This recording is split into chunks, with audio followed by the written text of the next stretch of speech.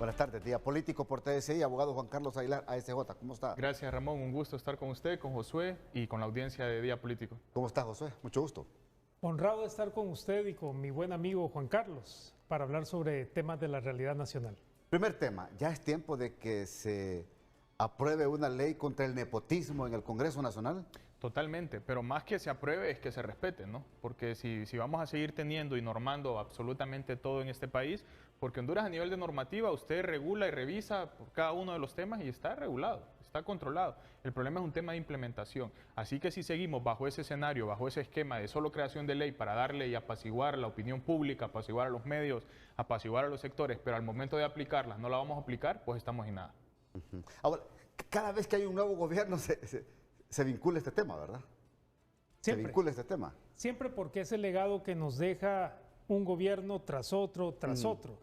Escuchábamos, por ejemplo, el gran escándalo que se armó hace unos años de la ministra sin cartera, todo el mundo la criticaba. Cuando los que criticaron llegaron al poder, hicieron exactamente lo mismo y lo multiplicaron. Entonces lo que se quiere es ir erradicando esos vicios de nuestra clase política, que sienten que cuando llegan a un gobierno se sientan en esas sillas presidenciales del Congreso, del Poder Ejecutivo e inclusive de la Corte Suprema de Justicia, las tratan como si fueran feudos propios y se despojan de ese servicio público que es tan, digamos, digno, tan noble. Y lo único que hacen es perseguir sus intereses mezquinos. Por eso es que vinculan a gente de su entera confianza. Y quién mejor que familiares, que amigos muy cercanos. Pero por eso creo que, y coincido totalmente con mi buen amigo, que más allá de generar normas, es que se cumplan. Y es una petición de la sociedad civil. Esa es la verdadera lucha contra la corrupción. El chambismo está en todas partes. En las instituciones públicas, en algunas instituciones privadas, pasa en el gobierno. Mire lo que está pasando en la universidad hoy en día.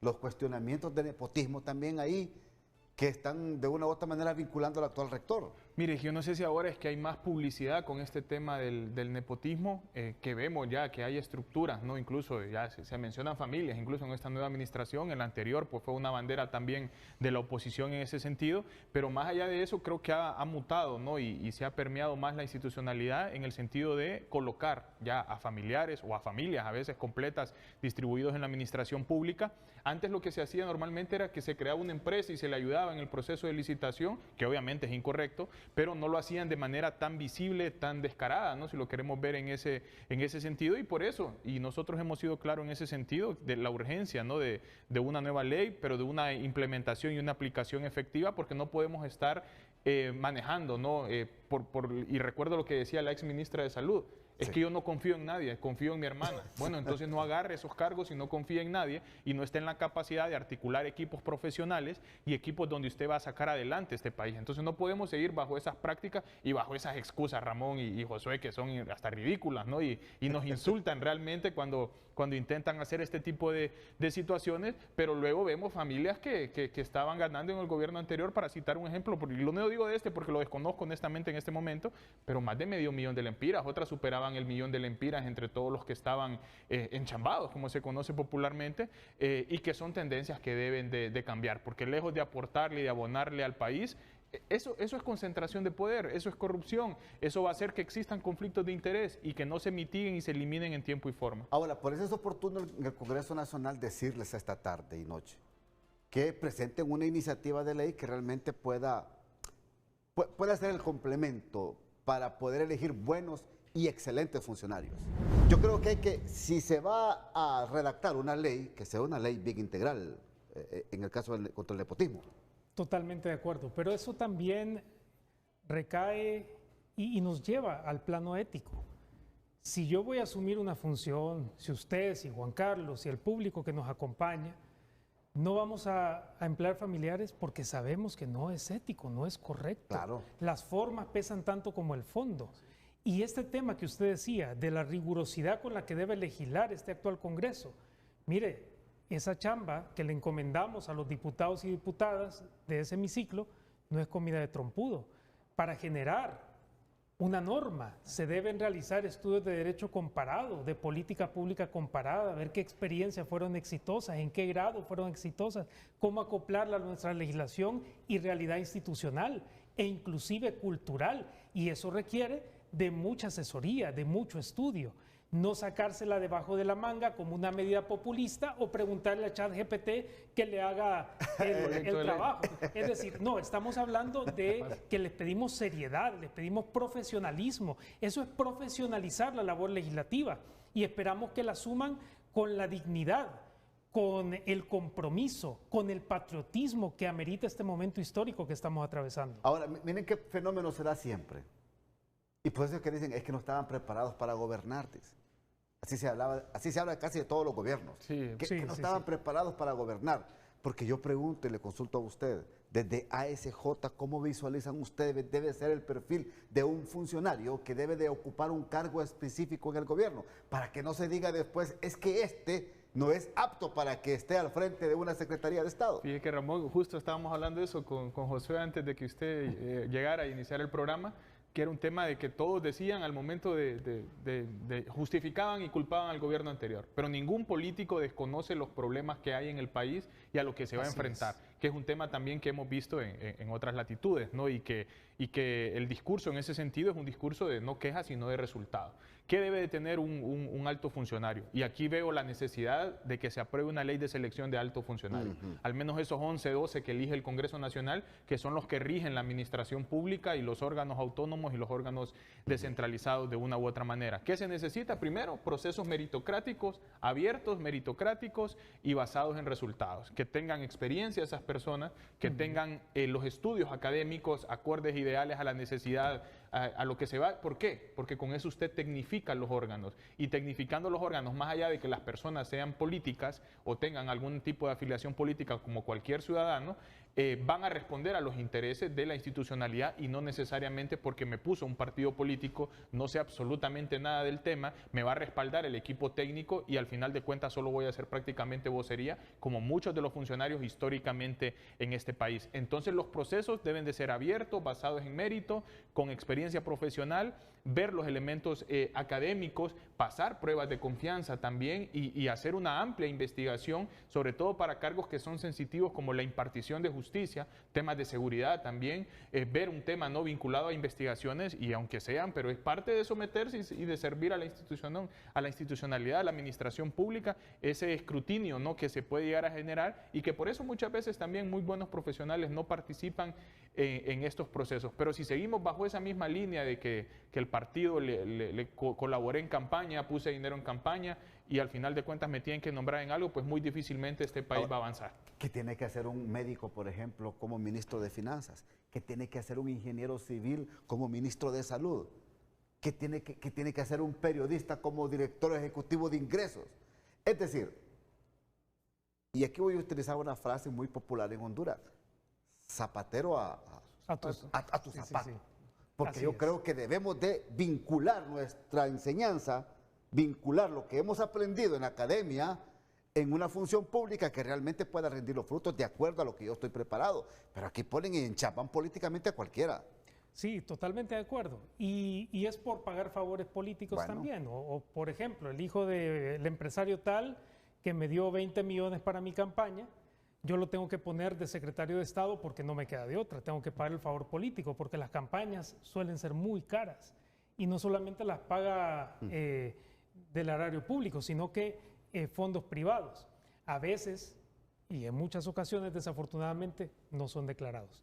Ahora, importante las experiencias comparadas con otros países. En muchos casos no son doctores en medicina los que van a rectorar la salud pública, porque un doctor, por ejemplo, nosotros siempre reconocemos la noble labor que realizan los médicos en nuestro país, pero un neurocirujano que se ha dedicado a operar y que ha salvado muchísimas vidas, ¿qué va a saber de administración pública? Es justamente eso. Ajá. Son gerentes los que se necesitan. Exactamente, Correcto. son gerentes y se pueden rodear de un pool de asesores que, digamos, si hay una pandemia, Dios no lo quiera, nuevamente en nuestro país, contrata expertos en epidemiología, por ejemplo, o expertos en la rama que corresponda.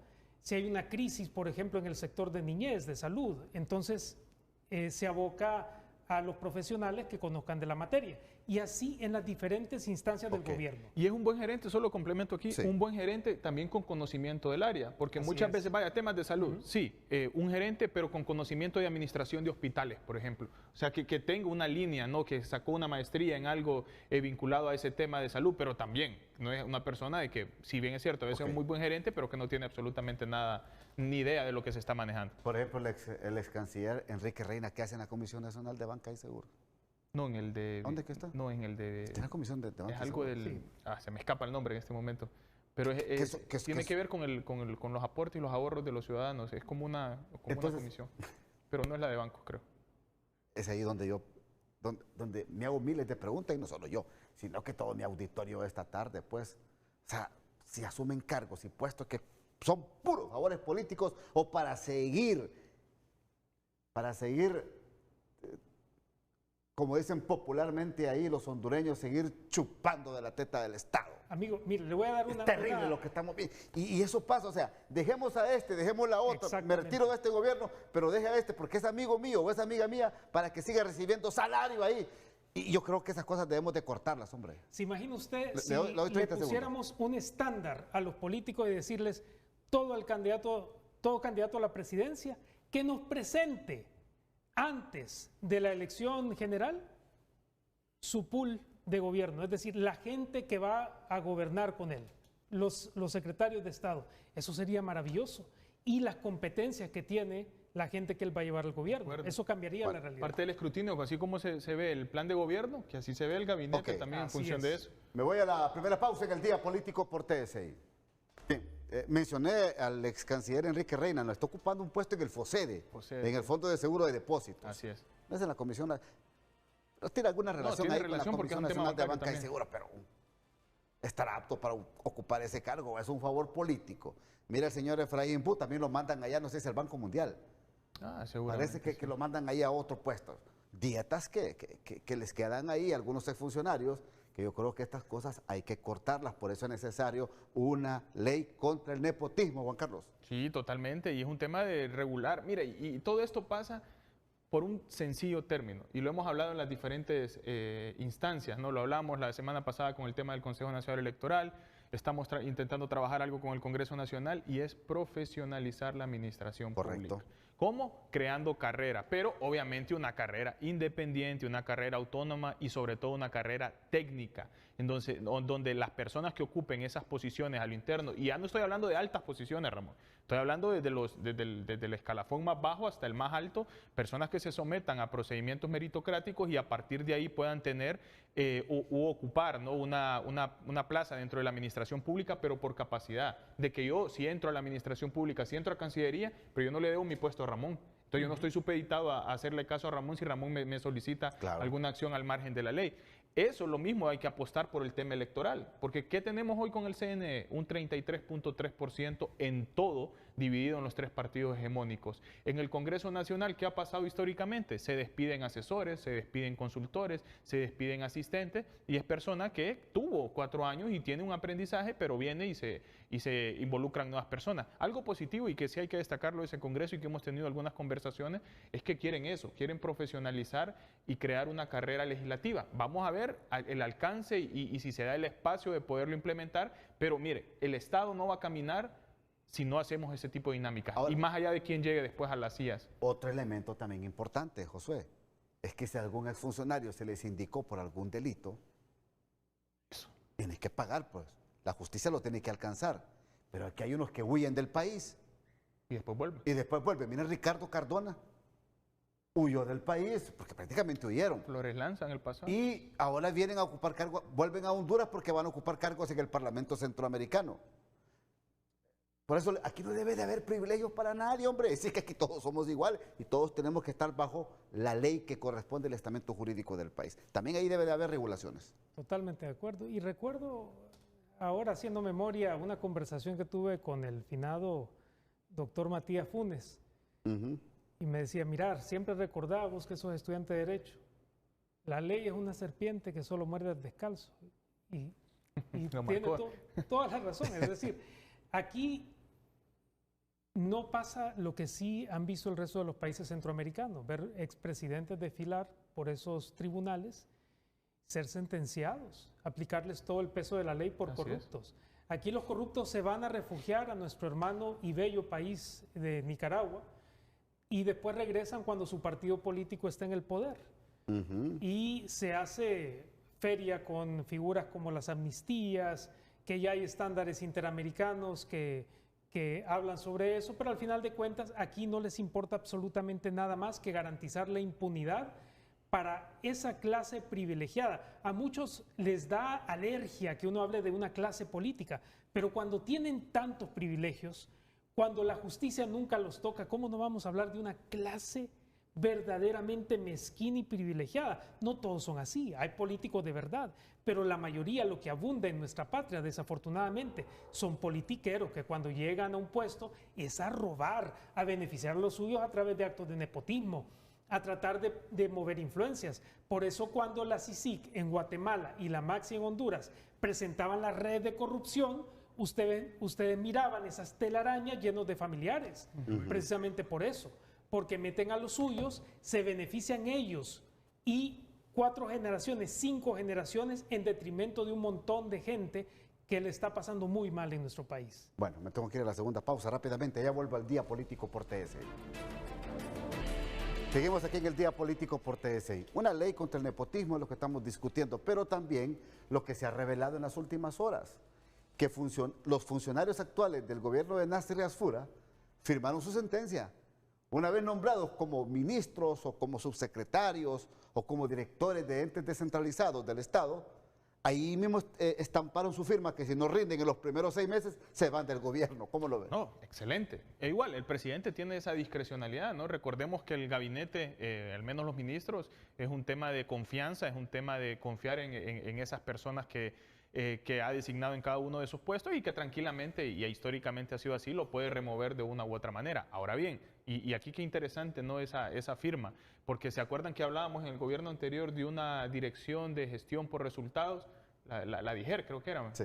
Nunca supimos un tan solo informe, porque eso es parte de rendirle cuentas a la administración, es parte de rendirle cuentas al ciudadano hondureño. Ver, por ejemplo, cuando lleguemos a los 6 meses de este gobierno, una evaluación de gestión por resultados de absolutamente todos los ministerios, y en función de eso podemos ver desde la implementación de planes, políticas públicas, la ejecución presupuestaria, ¿no? Que muchas veces muchas secretarías de Estado se quejan, no tenemos presupuesto, pero luego vemos que entre noviembre y diciembre una ejecución acelerada para cumplir esa ejecución del año, que tampoco debe de ser así. Es un tema de planificación también. Y obviamente, pues, separar de los cargos a las personas que no están dando el ancho. O sea, al final de cuentas, es la administración pública, hay que verlo como una empresa que genera, pero bienestar para la colectividad, así como una empresa genera lucro para la sociedad como tal. En este caso, pues el Estado tiene que generar las condiciones, ese acceso a servicios y sobre todo en temas que son sensitivos para este país. Josué.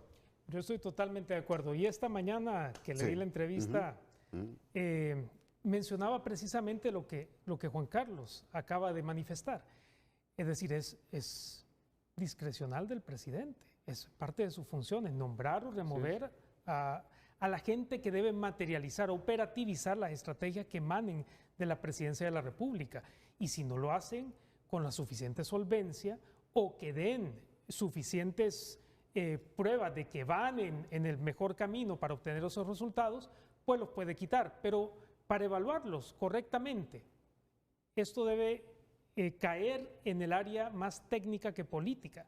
Es decir, necesitamos indicadores claros, metas verificables y públicas, y necesitamos que nos digan cuáles son esas políticas que mencionaba Juan Carlos, que están implementando, recordando, como le mencionaba, que las políticas públicas son punto de llegada, pero también punto de partida, son un proceso. Y si lo que queremos es movernos de la A a la Z, que nos digan qué es lo que han hecho para movernos de la A a la J, por ejemplo. Pero es que aquí no se rinde cuentas. Si lo que busca el presidente es mejorar la rendición de cuentas en el país, enhorabuena. Pero les recuerdo, también hay un riesgo.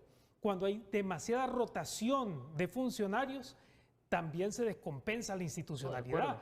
¿Y por qué? Porque así como los gobiernos que entran desconocen o casi quieren anular lo que hicieron los anteriores, así hacen también los ministros del propio partido. Entonces, es ahí donde vienen los portales de transparencia para que puedan justificar o tal vez no justificar, pero por lo menos que rindan cuentas de cómo están actuando en la fe pública, ¿no le parece? Totalmente, y ya la Ley de Transparencia y Así es. Acceso a la Información Pública da los lineamientos para la información que tiene que ser de oficio, otras instancias a través de las solicitudes de acceso a la información pública, y es parte de transparentar, ¿no? Recuerdo y que muchas veces y que ese gobierno anterior se caracterizó también por el tema de clasificar información. Nosotros esperamos que en este gobierno no se quiera utilizar ese mecanismo de reserva que tiene el Instituto de Acceso a la Información Pública. Recuerdo que hasta la Secretaría de Cultura en el pasado quería clasificar información. Esa información de la gestión por resultados, yo recuerdo que también se buscó, y en este momento no recuerdo si el IAIP lo aprobó o no, pero se presentó para buscar clasificar, y a cuenta de que